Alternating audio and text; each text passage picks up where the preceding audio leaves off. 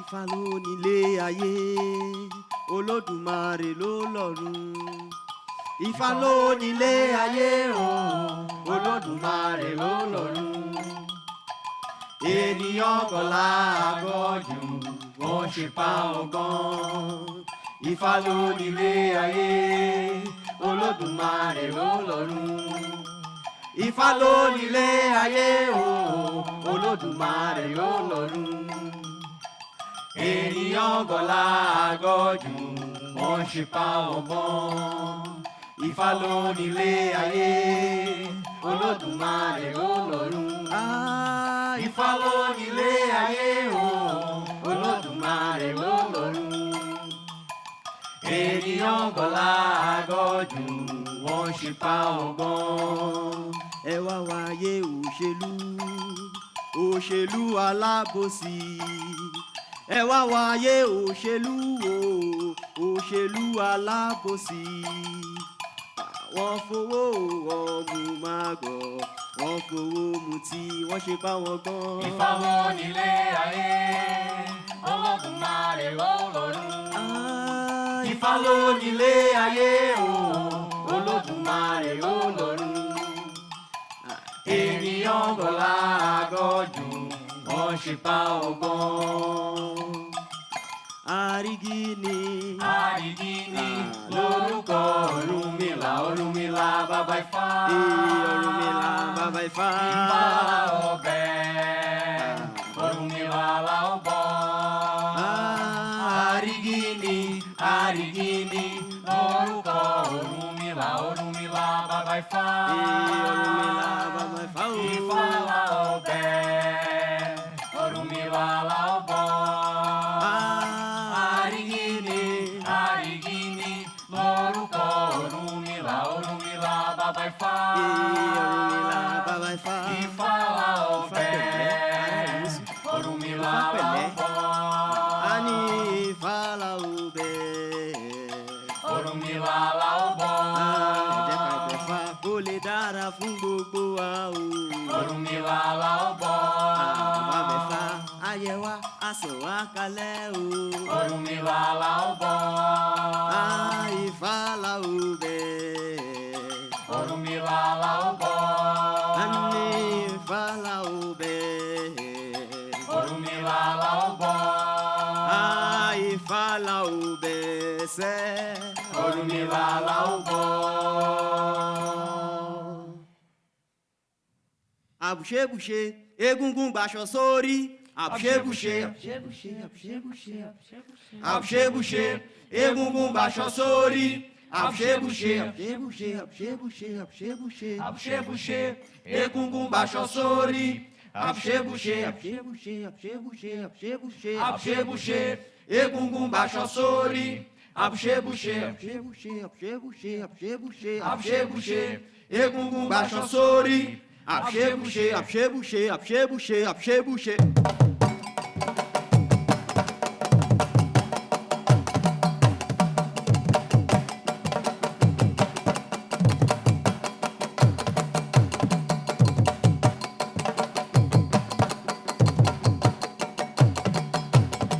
Àbùṣebùṣe egúngún gbaṣọ sórí. Àbùṣebùṣe, àbùṣebùṣe egúngún gbaṣọ sórí o. Àbùṣebùṣe,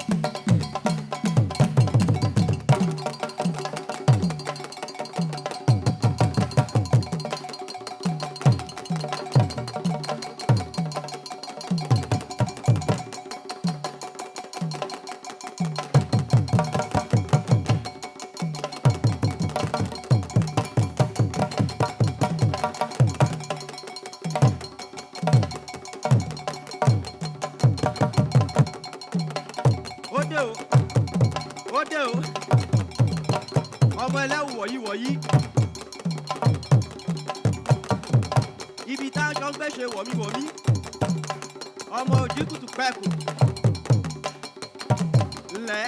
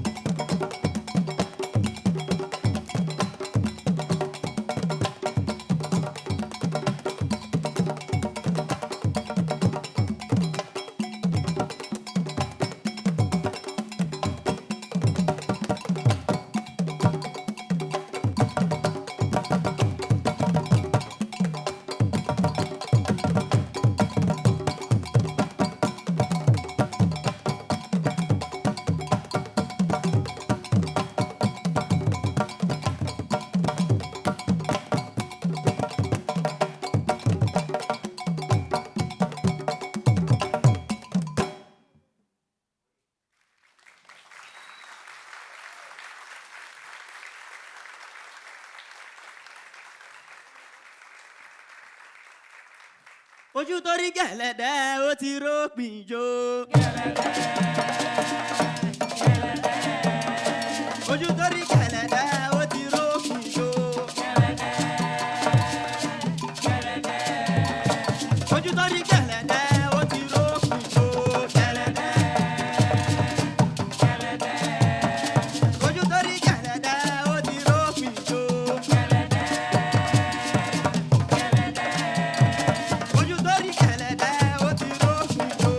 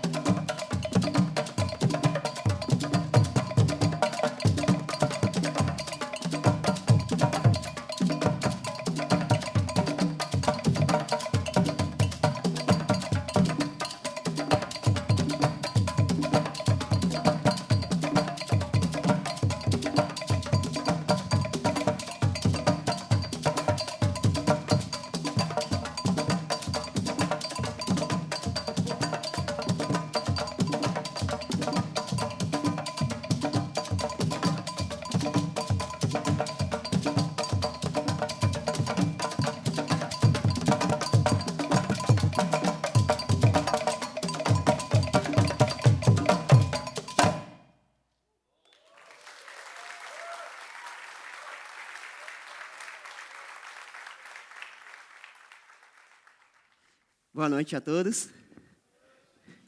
Opa. Boa noite a todos. Ah, isso aí. Bom, seja bem-vindo ao espetáculo do Grupo IBED. Então, onu atile aí. Nossas músicas são cantadas na língua Yorubá, né? Todos serão cantados na língua Yorubá. E eu vou traduzindo mais ou menos o que a gente está mostrando, né? A primeira música foi música para Ifá, né? Ifá é o centro de filosofia dos Yorubás, né? Onde a gente faz as consultas quando a gente está com dúvidas. A gente consulta Ifá através do Babalawo. Ele faz a consulta para saber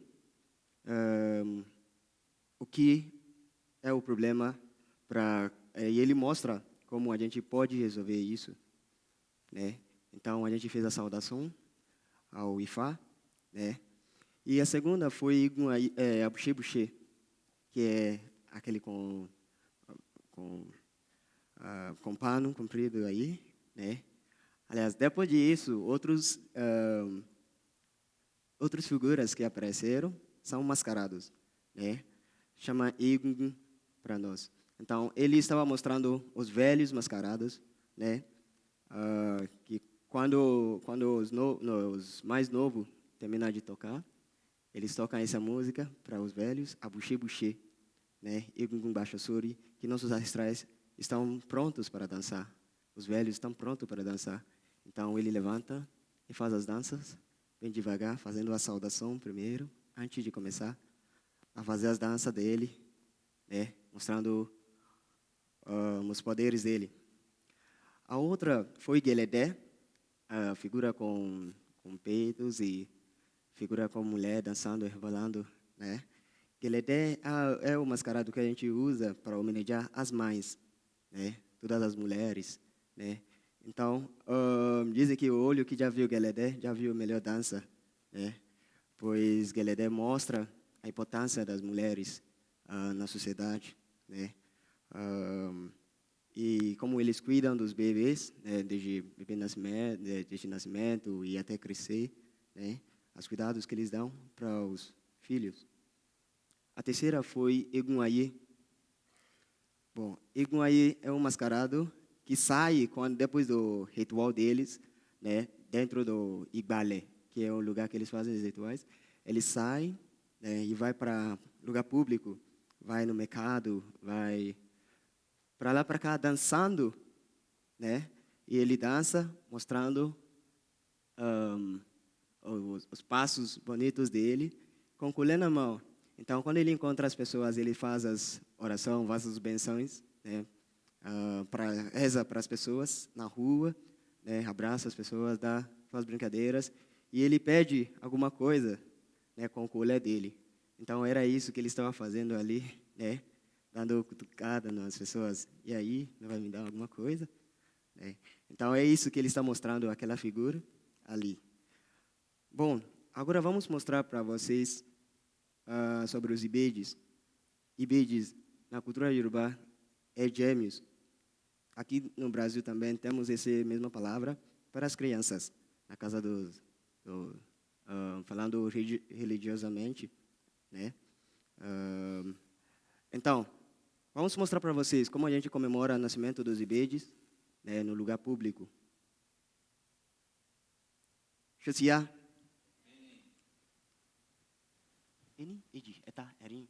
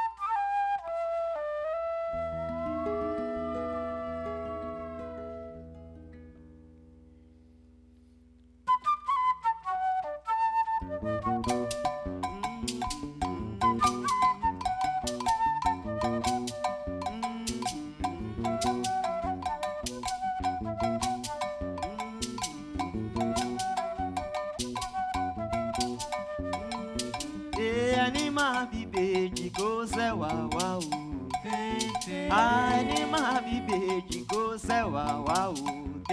Minha bibe de moça uau uau. Ai minha bibe de moça uau uau. Ani direu o mio. Ela é o suave moio. Ani É o mio. Ela é o suave moio. Ani É o mio. Ela é o suave moio. Ani É o mio. Ela é o suave moio.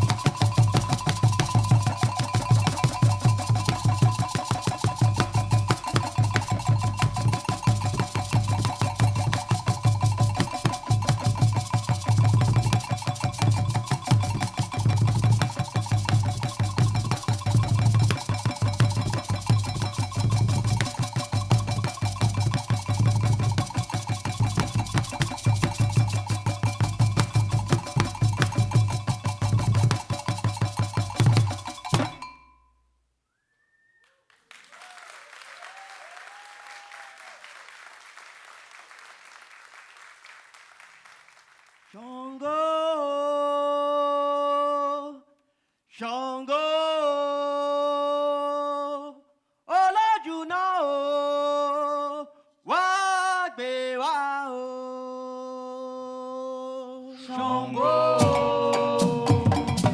Xangô, Olójúná o, wá gbé wá o. Xangô,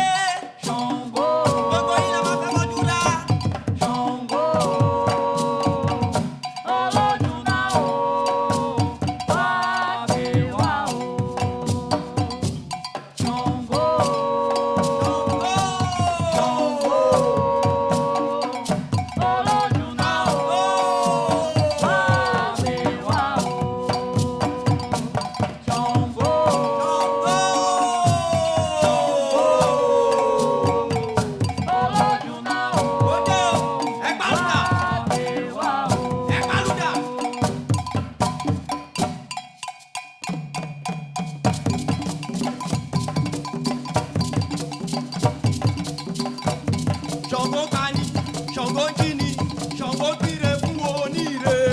Ṣàngó pani, Ṣàngó jini, Ṣàngó pire fún oníire. Ṣàngó pani, Ṣàngó jini, Ṣàngó pire fún oníire. Ṣàngó pani, Ṣàngó jini, Ṣàngó pire fún oníire. Ṣàngó pani, Ṣàngó jini, Ṣàngó pire fún oníire. Ṣàngó pani, Ṣàngó jini, Ṣàngó pire fún oníire. Ṣàngó pani, Ṣàngó jini, Ṣàngó pire fún oníire. Ṣàngó pani, Ṣàngó jini, Ṣàngó pire fún oníire. Ṣàngó pani, Ṣàngó jini, Ṣàngó pire fún oníire. Ṣàngó pani, Ṣàngó jini, Ṣàngó pire fún oníire. Ṣàngó pani, Ṣàngó jini, Ṣàngó pire fún oníire. Ṣàngó pani, Ṣàngó jini, Ṣàngó pire fún oníire. Ṣàngó pani, Ṣàngó jini, Ṣàngó pire fún oníire. Ṣàngó pani, Ṣàngó jini, Ṣàngó pire fún oníire. Ṣàngó pani, Ṣàngó jini, Ṣàngó pire fún oníire. Ṣàngó pani, Ṣàngó jini, Ṣàngó pire fún oníire. Ṣàngó pani, Ṣàngó jini, Ṣàngó pire fún oníire. Ṣàngó pani, Ṣàngó jini, Ṣàngó pire fún oníire. Ṣàngó pani, Ṣàngó jini, Ṣàngó pire fún oníire. Ṣàngó pani, Ṣàngó jini, Ṣàngó pire fún oníire. Ṣàngó pani, Ṣàngó jini, Ṣàngó pire fún oníire. Ṣàngó pani, Ṣàngó jini, Ṣàngó pire fún oníire. Ṣàngó pani, Ṣàngó jini, Ṣàngó pire fún oníire. Ṣàngó pani, Ṣàngó jini, Ṣàngó pire fún oníire. Ṣàngó pani, Ṣàngó jini, Ṣàngó pire fún oníire. Ṣàngó pani, Ṣàngó jini, Ṣàngó pire fún oníire. Ṣàngó pani, Ṣàngó jini, Ṣàngó pire fún oníire.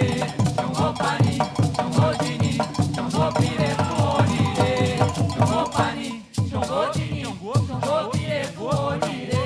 Ṣàngó pani, Ṣàngó jini, Ṣàngó pire fún oníire. Ṣàngó pani, Ṣàngó jini, Ṣàngó pire fún oníire.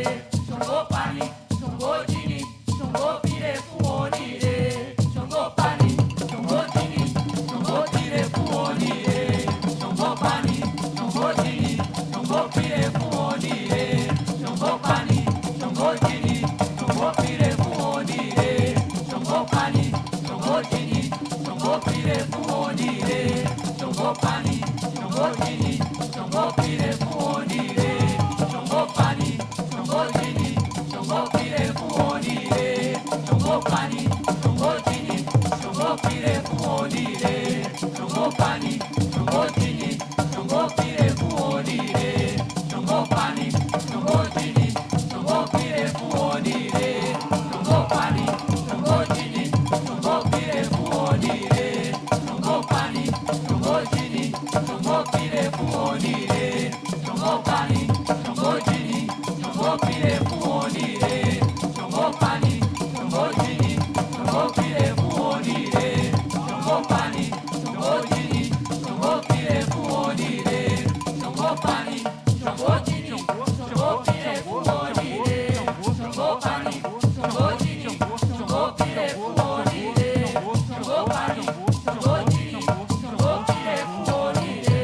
Ṣàngó pani, Ṣàngó jini, Ṣàngó pire fún oníire.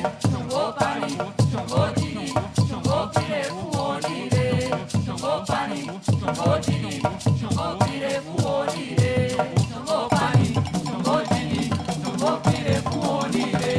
Ṣàngó pani, Ṣàngó jini, Ṣàngó pire fún oníire. Ṣàngó pani, Ṣàngó jini, Ṣàngó pire fún oníire. Ṣàngó pani, Ṣàngó jini, Ṣàngó pire fún oníire. Ṣàngó pani, Ṣàngó jini, Ṣàngó pire fún oníire. Ṣàngó pani, Ṣàngó jini, Ṣàngó pire fún oníire.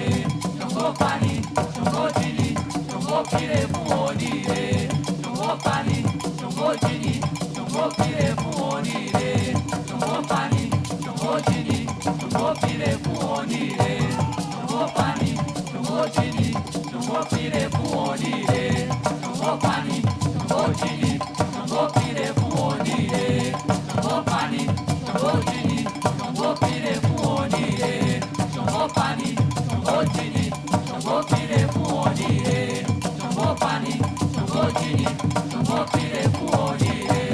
Ṣàngó pani, Ṣàngó Jini, Ṣàngó pire fún oríire. Ṣàngó pani, Ṣàngó Jini, Ṣàngó pire fún oríire.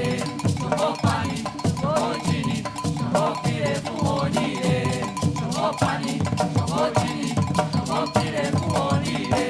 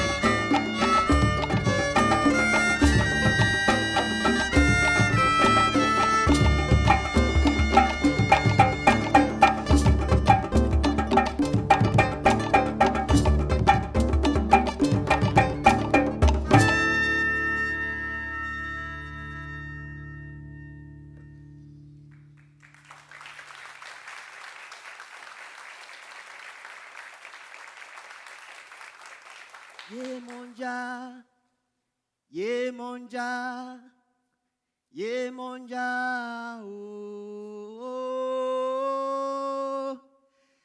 Yemonja, Yemonja, Yemonja,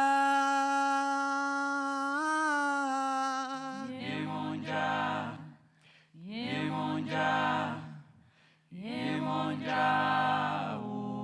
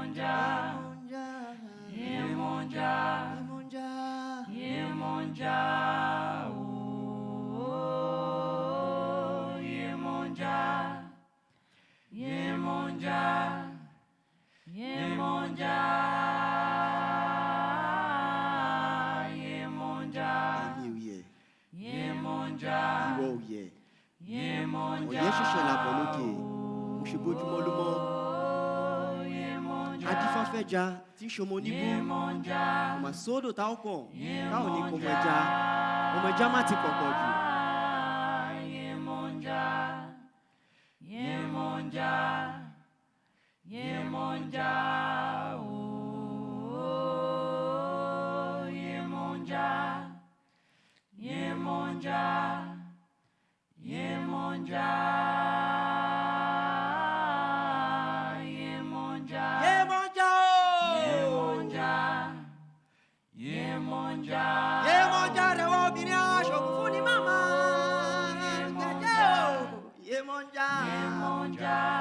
Tàgé pológì lọ́jà.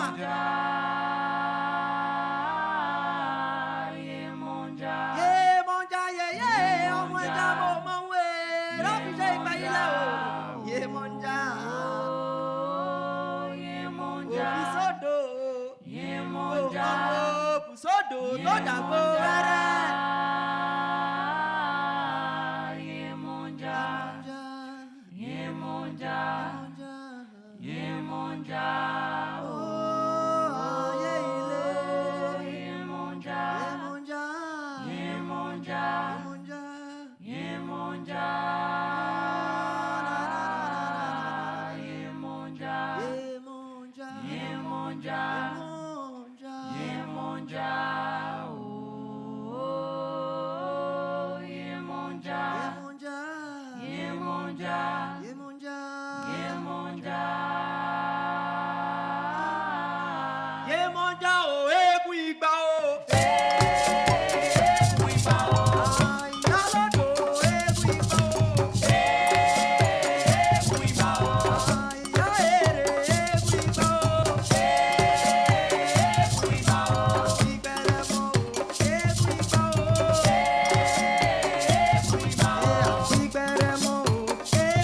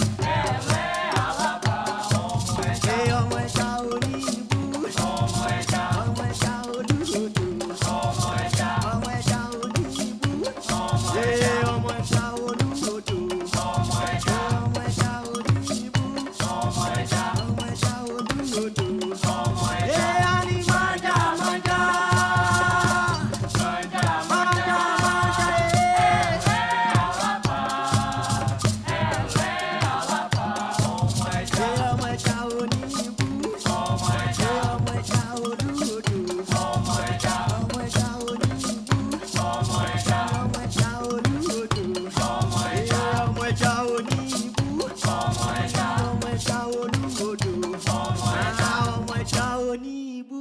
ọmọ ẹja ọmọ ẹja olúwodò. ọmọ ẹja ọmọ ẹja oníbú. ọmọ ẹja ọmọ ẹja olúwodò. ọmọ ẹja ọmọ ẹja oníbú. ọmọ ẹja ọmọ ẹja olúwodò. ọmọ ẹja ọmọ ẹja oníbú. ọmọ ẹja ọmọ ẹja olúwodò. ọmọ ẹja.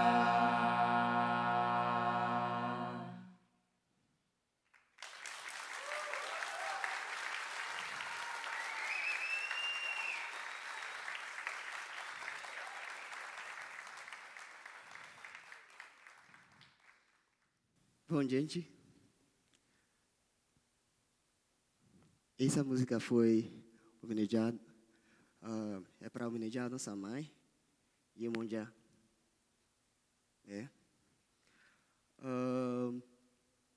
A primeira foi a dança dos Ibede, mostrando o nascimento do Ibede e como a gente comemora isso no lugar aberto. O público tem lugar para fazer acrobacias, pular, dançar e festejar que chegou gêmeos na família. Os gêmeos, para uma família, é uma coisa muito bom lá na Nigéria, pois eles tragam coisas boas para a sociedade deles e os pais deles. Bom, o segundo foi para Xangô, nosso guerreiro, o Xangô, olho de orógbó, Ẹlẹ́kẹ̀ Òbí, olho de fogo, bochecha de Obi, de Norte, é assim que a gente chama ele, na Nigéria. Então, a terceira música foi instrumental, mas ele conta uma história, Ele conta uma história de briga que aconteceu entre o rei e o guerreiro. Bom, eu vou contar a história, bem brevezinho, pois é bem comprida a história. Bom, há uma aldeia chamada Iluagbon. Nessa aldeia temos um guerreiro, bem forte, que é chamado Okoro. Um dia, a esposa do rei dessa aldeia chegou para ele e disse: "Oi, meu querido, é o seguinte, eu quero começar a fazer as vendas, lá na outra aldeia. Pois vai ter uma feira daqui a um mês, eu quero ir lá nessa aldeia para fazer essas vendas lá." O rei falou: "Não, tudo bem, qual é o nome da aldeia?" Aí falou o nome, o rei: é um mês para chegar lá de viagem. Nessa época não tinha transporte, tá? Não tinha avião, não tinha bicicleta, é a pé mesmo, E ele falou que é um mês para chegar lá e um mês para voltar nessa viagem. Então ela já calculou isso, tá? Eu vou nesse mês, chego lá no mês seguinte, faz as vendas e volta no outro mês, no terceiro mês. O rei tá bom então. Você vai, mas você não vai sozinho. Eu vou chamar meu guerreiro mais forte aqui da aldeia, Okoro, para te proteger e ajudar caso precisar de alguma coisa. Tá bom. Eles foram lá, Okoro e a esposa do rei. Foi lá no primeiro mês na viagem, chegaram lá, fizeram as compras. No terceiro mês estão voltando. Aí a esposa não aguentou muito tempo sem ver o rei. Aí ela decidiu chamar Okoro. Okoro, Wambibai. Okoro, vem aqui. Okoro: "Sim, senhora. O que a senhora quer?" Tá bom. É o seguinte, vamos brincar? Okoro: "Como assim brincar? Qual tipo de jogo? Vamos?" Não, entende, Aquele o Okoro entendeu que era aquela brincadeira. Daí ele gritou: não posso. Se o guerreiro sabe disso, se o rei sabe disso, estou morto, não posso. Ele vai cortar minha cabeça, ele vai me bater, não sei o quê. Ele é mais poderoso do que eu. Aí a esposa do rei falou: "Não, isso é mentira. Ele disse para mim que você é mais poderoso. Por isso ele não vem, porque ele não vem comigo. Então você é mais poderoso, fica aí, não vai ter problema. Não posso. Vem, Okoro. Não posso. Vem. Não posso. Tirou a roupa e brincaram. Aconteceu isso. Eles chegaram na aldeia. Ao chegar na aldeia, os tamboreiros estavam lá, tocaram para receber eles. Bem-vinda da esposa do rei. Todo mundo dança. Ei, chegou bem, que bom, vendeu tudo. Tá. Aí o rei já está em frente do palácio. Ei, bem-vindo. E aí, como foi? A esposa. Foi muito bom. O Okoro fez tudo direitinho. Ele vendeu, ele me ajudou, ele cozinhou. Né, Okoro? Sim. Ele fez isso, ele arrumou onde a gente vai dormir. Ele é um muito bom menino. Não sei o que, ajudou bastante, protegeu. Teve leão no caminho, ele matou. Não sei. Né, Okoro? Sim. Ela falou tudo, contou tudo, mas não contou que eles brincaram. Mas Okoro sabe que o rei já sabe disso, pois ele sabe que o rei sempre chama o Ifá-Priest, o Babalaú. E aí, Babalaú, olha para mim, como está minha esposa, como está a viagem, como está sendo tudo. Aí o Babalaú, Ifá-Belé, Ifá-Belé. Faz toda a encantação e fala, sua esposa está bem, está indo tudo bem, ele está fazendo a venda, a viagem está bom, tudo tranquilo. Mas o dia que aconteceu essa brincadeira, ele falou também, sua esposa acabou de fazer uma brincadeira bem legal.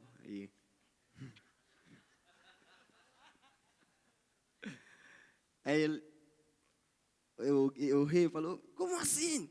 Não pode ser. Ele ficou muito bravo, mas o Babalaú conseguiu calmar ele, né? E tá. Aí o rei pensou que não, tudo bem, então eu vou esperar ela me contar quando ela volta.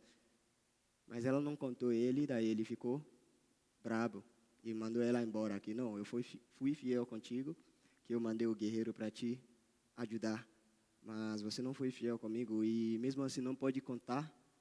Somos humanos, qualquer coisa tu conta e a gente resolve isso. Eu sei que somos humanos, sabe? Por causa disso, ele falou, tá, então vai embora, eu não quero você mais. Quando o guerreiro ouviu isso, ele falou, é? Sim, eu vou mandar embora. Tá, então, vem para minha casa então. Como assim? O rei brabo, como assim? Não, tu não quer, eu quero.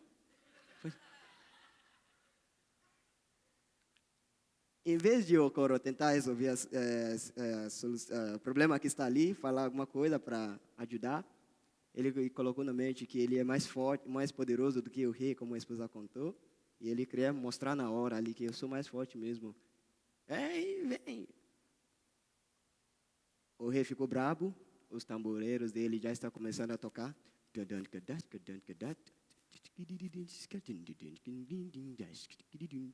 Esse toque é para acalmar o rei. Quando o rei está bravo, os tamboreiros tocam isso para acalmar ele. Mas só que o outro lado, o guerreiro, tem os amigos deles também, né? E eles estavam com o tambor também, tocando, falando para o guerreiro, vai lá, mostra que você é poderoso, vai, vamos lá, vamos ver quem é mais forte agora. É isso que esses tambores estavam contando ali fazendo e aqui falando o toque do rei para acalmar ele. E o toque da Rebeca ali estava falando o que as mulheres da aldeia, o choro delas, né? Pedindo a paz, falando que vamos tratar tudo, vamos pensar no futuro e não agora. O que já aconteceu, esquece, não precisa brigar e tudo mais. Então foi essa história que foi contado naquela música. Bom, o seguinte foi para Yemonjá. né? E agora a gente vai mostrar para vocês uma história através da dança, canto e percussão. Vamos mostrar para vocês uma história. Nessa história, por favor, eu quero que vocês guardem alguma coisa dentro disso. É muito importante. Guarda uma mensagem que ele está tentando passar. Chutia. Beni. África, África, África, África, África, África,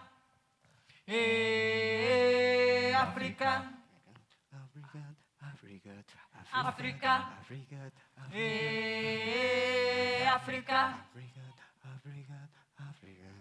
África,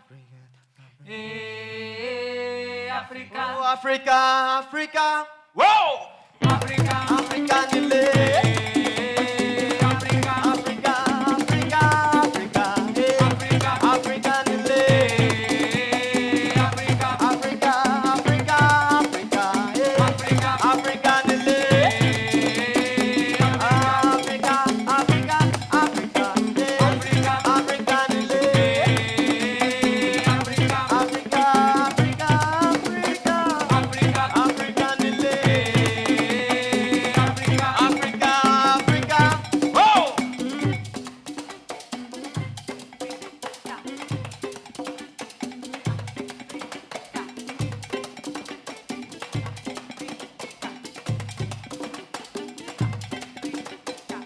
Há 400 anos atrás, levaram nossos ancestrais do continente africano para a América. Uou! África, Nossos ancestrais levaram com eles várias músicas.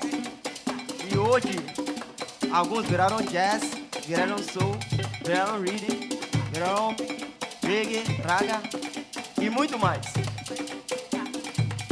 uou! África, Levaram nossos ancestrais. Mas o espírito do africano mantém no local. Por isso, qualquer música que vocês ouvem a vida dentro, com certeza tem um ritmo africano dentro. Por isso, a gente está convidando vocês para ver como era a África antes da escravidão e como que é agora, depois da escravidão. uou! África, África, África, oh África, mamma, África, oh África, África, África, África, oh África nele, África, África, África, África, África, África nele, África, ile baba mi, ile baba re, ile bobo wa, oh África nele, je kalole, ile tia, oh África nele, mama, África, oh África nele, oni were were we, oni wara wara wa, oni África, oh África nele, oh África, África. uou! África,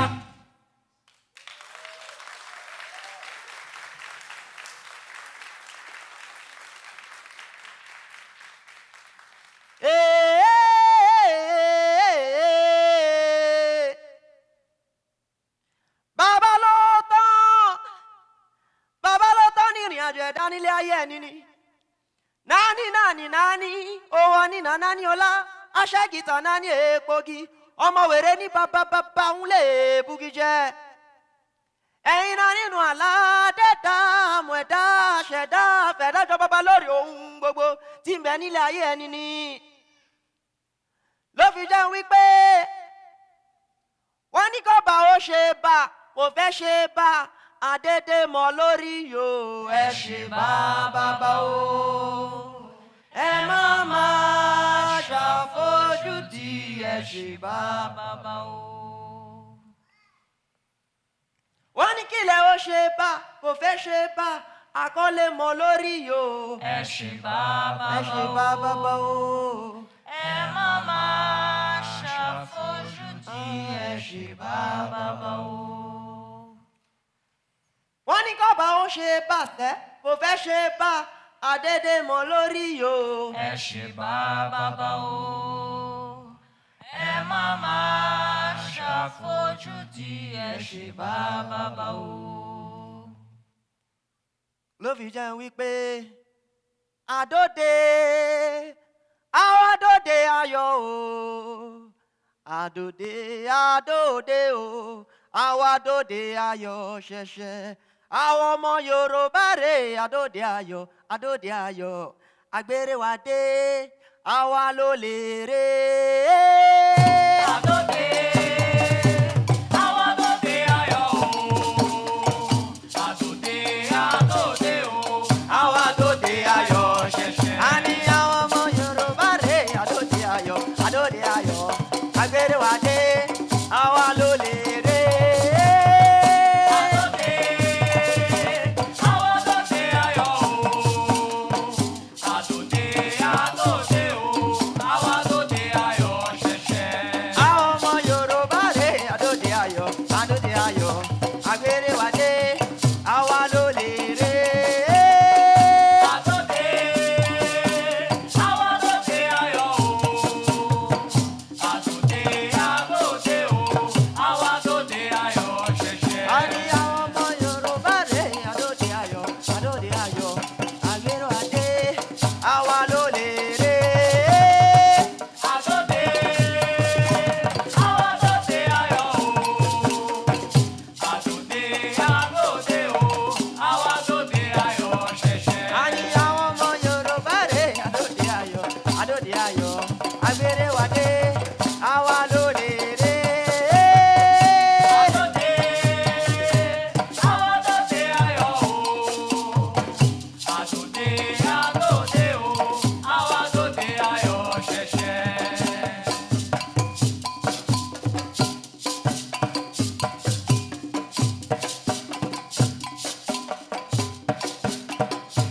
Paki azul, era paki azul. Paki azul, era paki azul. Paki azul, era paki azul. Paki azul, era paki azul. A ní méje méje ogún méje o. Ogún méje. Méje méje ogún Paki méje o. azul, Ogún méje. Ògún alára ogún méje o. Ogún méje. Ògún ọ̀gọ́lá ogún méje o. Ogún méje. A ní méje méje ogún méje o. Ogún méje. A ní méje méje ogún Paki méje azul, o. Ogún méje. Lóní bá mi ṣe ogún bá mi ṣe o mélé dá ṣe bá mi ṣe o mélé dá ṣe ogún bá mi ṣe o mélé dá ṣe. Bá mi ṣe, ogún bá mi ṣe, òmìnira dá ṣe. Ah, bá mi ṣe o mélé dá ṣe ogún bá mi ṣe o mélé dá ṣe. Bá mi ṣe, ogún bá mi ṣe, òmìnira dá ṣe. Ah, bá mi ṣe o mélé dá ṣe bàbá mi ṣe o kó lè dára fún mi. Bá mi ṣe, ogún bá mi ṣe, òmìnira dá ṣe. Ògún oníjọ́ yálé wa o ògún oníjọ́ yálé wa ọ̀rọ̀ yàtìyàtì tí ń yọ̀gún lé o. Ogún oníjọ́ ìyálẹ̀ wa. ọ̀rọ̀ yàtìyàtì tí ń yọ̀gún lé o. Ogún oníjọ́ ìyálẹ̀ wa. ọ̀rọ̀ yàtìyàtì tí ń yọ̀gún lé o. Ogún oníjọ́ ìyálẹ̀ wa. Ògún oníjọ́ yálé wa o ògún oníjọ́ yálé wa ọ̀rọ̀ yàtìyàtì tí ń yọ̀gún lé o. Ogún oníjọ́ ìyálẹ̀ wa. ọ̀rọ̀ yàtìyàtì tí ń yọ̀gún lé o. Ogún oníjọ́ ìyálẹ̀ wa. àwa la máa ríra wa o àwa la máa ríra wa bọ́wọ́ dẹ bó bẹ kún. Àwa la máa ríra wa. a ní bọ́wọ́ dẹ bó bẹ kún sẹ́. Àwa la máa ríra wa. a ní bọ́wọ́ dẹ bó bẹ kún. Àwa la máa ríra wa. lóní bá mi ṣe Ogun bá mi ṣe òmè lè dá ṣe, bá mi ṣe òmè lè dá ṣe, Àtúrè. bá mi ṣe ògo lè dára fún mi. Bá mi ṣe, ogun bá mi ṣe òmè lè dá ṣe. Ah, bá mi ṣe òmè lè dá ṣe ogun. Ogun, ogun, Ó wọ̀lú tìbọn, ogun o, ogun, ó wọ̀lú tàdá. ogun o, ogun, Wọ́n wá sáré kiri, ogun o, wọ́n wá sáré kiri, ogun o, ogun, wọ́n wá sáré kiri, ogun o, ogun, wọ́n wá sáré kiri, ogun o, ogun, wọ́n wá sáré kiri. ogun o, ogun, Ó wọ̀lú tìbọn, ogun o, ogun, ó wọ̀lú tàdá. ogun o, ogun, Wọ́n wá sáré kiri, ogun o, wọ́n wá sáré kiri. ogun, Ó tó!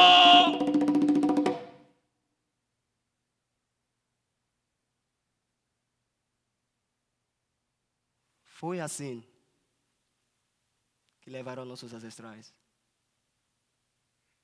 Muitos deles estavam no mercado, vendendo as coisas para ajudar a sua família. Alguns estavam embaixo da árvore, aprendendo as histórias dos seus velhos, dos seus ancestrais. Alguns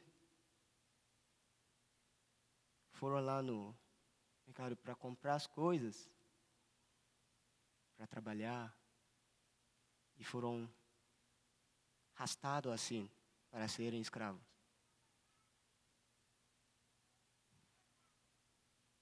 Só que aconteceu isso, e os guerreiros da aldeia não deixaram assim, pois muitos deles, delas, são seus mães, seus irmãos, pai, esposa, que tiraram deles. Eles voltaram, prepararam para a guerra, cantando Afeniti Yongiba Kolu, Afeniti Junshi, Lole Koleshu, Lole Kolu Shongo, Afeniti Shongo Pa. Afeniti Exuxe, Loli Conechu, Loli Conexangô, Afeniti Xangô Pa. Afeniti Yongiba Kolu, Afeniti Exuxe, Lole Koleshu, Lole Kolu Shongo, Afeniti Shongo Pa. Afeniti Yongiba Kolu, Afeniti Exuxe, Lole Koleshu, Loli Conexangô, Afeniti Xangô Pa. Afeniti Yongiba Kolu, Afeniti Exuxe, Lole Koleshu, Lole Kolu Shongo, Afeniti Shongo Pa. Afeniti Yongiba Kolu, Afeniti Exuxe, Lole Koleshu, Lole Kolu Shongo, Afeniti Shongo Pa.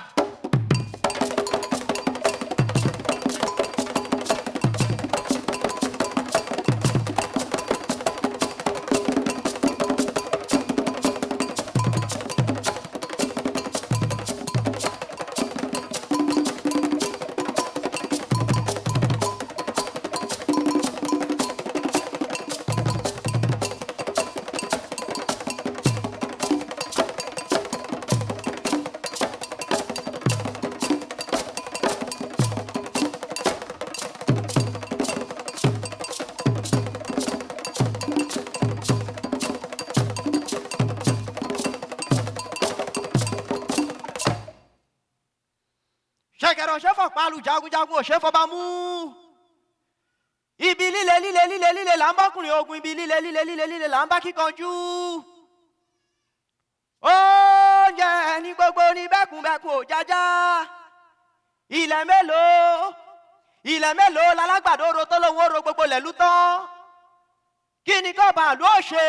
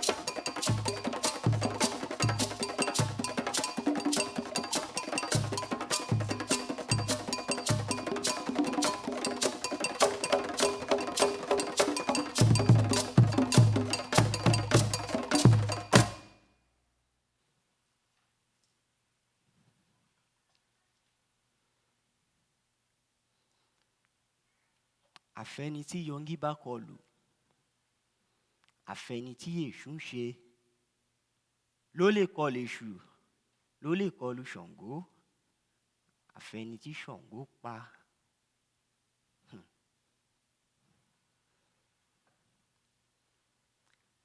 Foi a música que eles cantaram. Fizeram a dança de despedida e foram para a guerra. Fizeram a despedida, pois não sabem se eles vão voltar ou não. Foram lá no local e teve algumas brigas, como esse. Kémi kí wọ́dù kájọ pàdé ní kókó ó lè dogun kó dogun ó lè dọ̀tẹ̀ kó dọ̀tẹ̀. Kémi kí wọ́dù kájọ pàdé ní kókó ó lè dogun kó dogun ó lè dọ̀tẹ̀ kó dọ̀tẹ̀. Kémi kí wọ́dù kájọ pàdé ní kókó ó tó.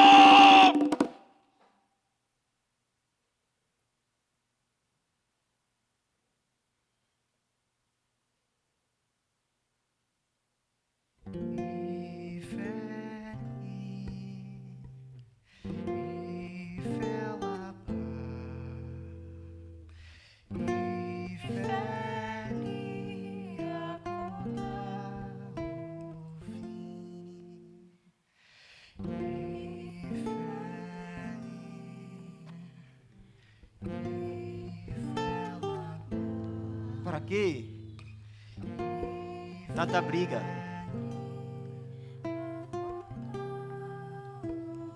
Para que temos que brigar tanto assim? Para ser livre, para ser respeitado.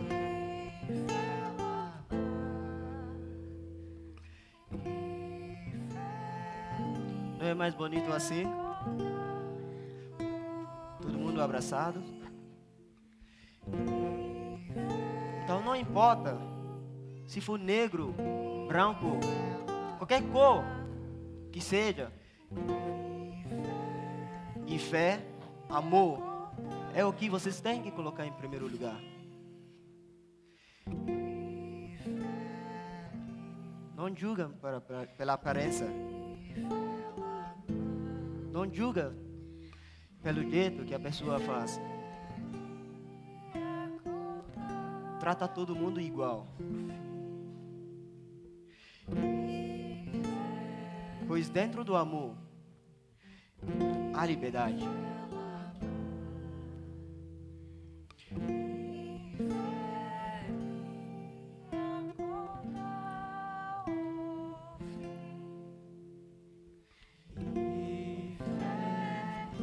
Não é mais lindo assim?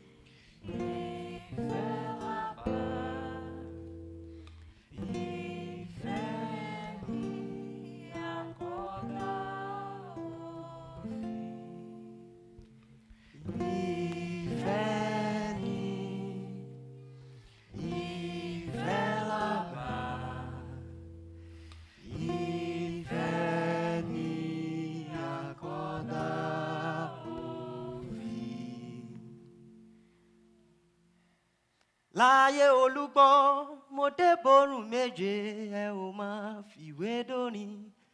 Láyé àrẹ̀sà mo dé borùn mẹ́fà o ẹ ò máa fìwé dóni. Láyé akínúlí mo lọ sọ́jà mo ràyán mo ra sányán bàbá aṣọ àfọlẹ́. Ẹni ilẹ̀ yìí ò dùn kó kẹ́rù kó gbogbo lọ. Àfọlẹ́. Ẹni ilẹ̀ yìí ò dùn kó kẹ́rù gbogbo. Láyé olúgbọ́n mo dé borùn méje ẹ ò máa fìwé dóni. Láyé àrẹ̀sà mo dé borùn mẹ́fà o ẹ ò máa fìwé dóni. Láyé ìbejì mo lọ sọ́jà mo ràyán mo ra sányán bàbá aṣọ àfọlẹ́. ẹni ilẹ̀ yìí ò dùn kó kẹ́rù gbogbo. Mo ní àfọlẹ́ ó jàre. ẹni ilẹ̀ yìí ò dùn kó kẹ́rù gbogbo. Àfọlẹ́. ẹni ilẹ̀ yìí ò dùn Kó kẹ́rù kó boko lọ.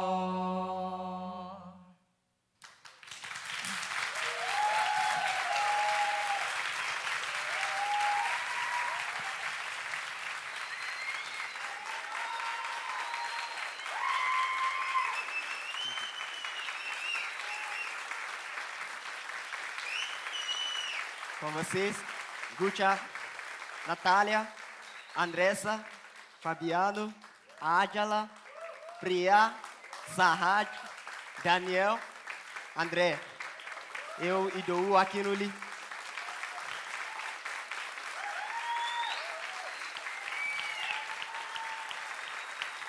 Indei mama de ao, ai dei papa de ao, ai dei mama de ao, ai dei mama de ao, ai dei papa de ao, ai dei mama de ao, ai dei papa de ao.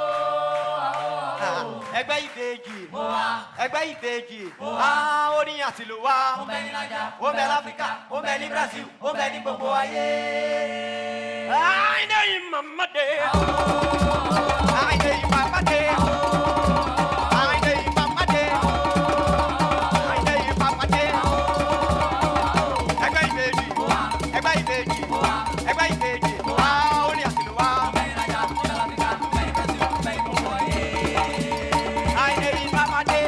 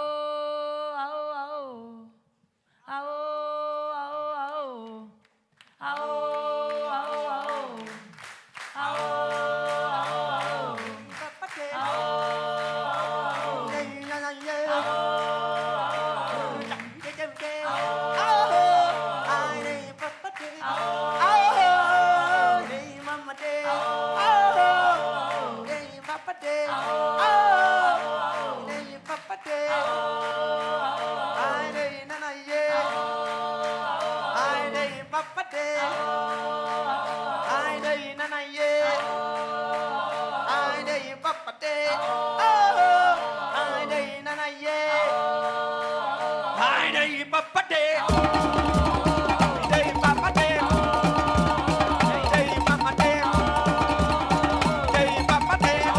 àìdè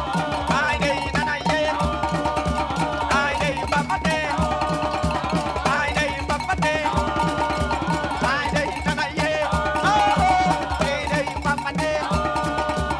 àìdè ìmàmàdé.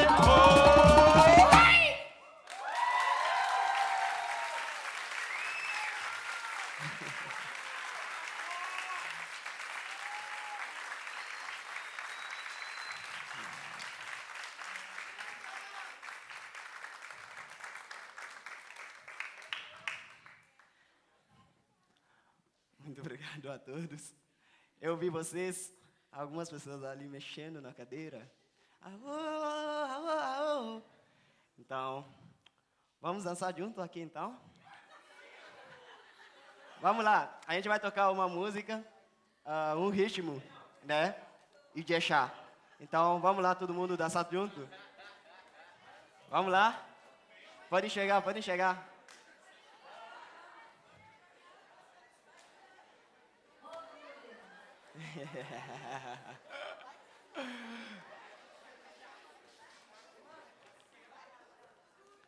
Vamos lá.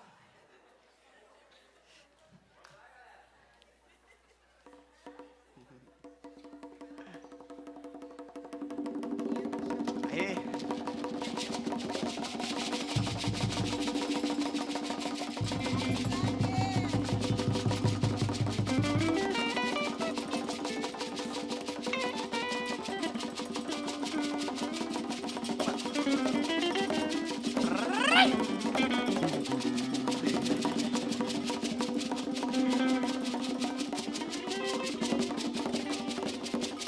Vamos lá, aquecendo.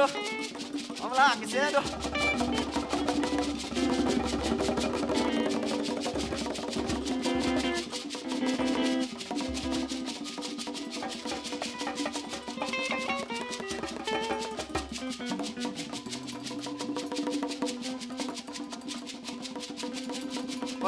Pode chegar, cabe mais, pode chegar.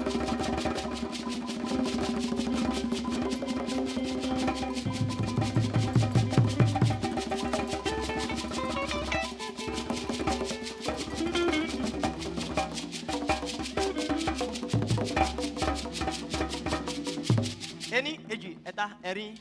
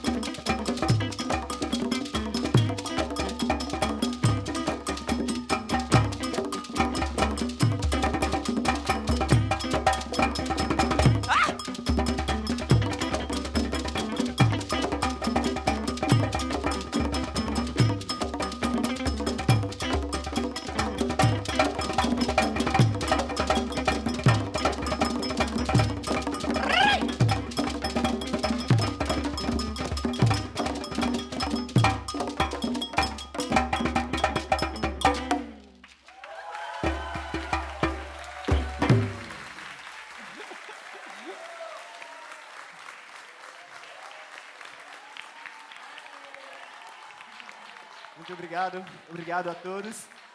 Muito obrigado por ter vindo.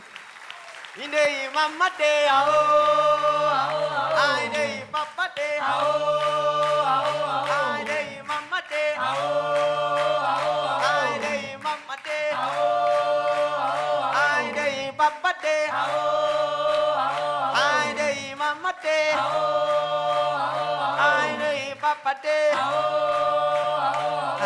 Ẹgbẹ́ ìbejì, ẹgbẹ́ ìbejì, orin àtìlúwà, Ó bẹ ní Naija, ó bẹ l'Áfíríkà, ó bẹ ní Brazil, ó bẹ ní gbogbo ayé. Àìdè yìí màmá dé, àìdè yìí màmá dé.